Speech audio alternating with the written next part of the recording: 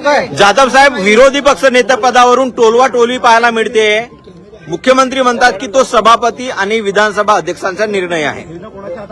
दिलीप देशमुख असं आहे की या विषयावर मी अनेक वेळा बोललो, तरी देखील मुख्यमंत्री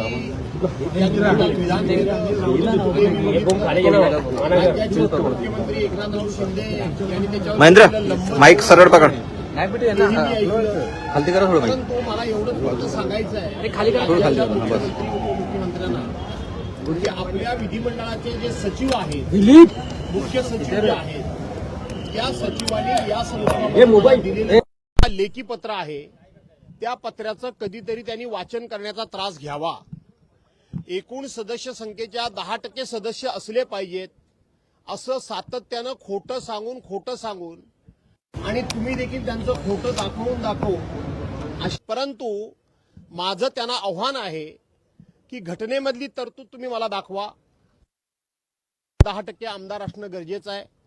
विधिमंडळ अधिनियमामध्ये मला ही तरतूद दाखवा, कायद्यामध्ये मला तरतूद दाखवा, कुठल्याही प्रकारचा एखादा निर्णय मला दाखवा की अशा पद्धतीचे 10% आमदार असले पाहिजेत।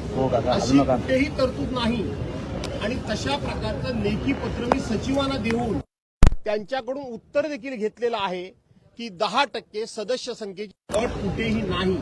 परंतु हे मुख्यमंत्र्यांना माहीत नसेल का? तर नक्की माहिती असेल, परंतु देताना मात्र 10%ची अट आणि घेताना ती अट विसरायची ही यांची प्रवृत्ती आहे।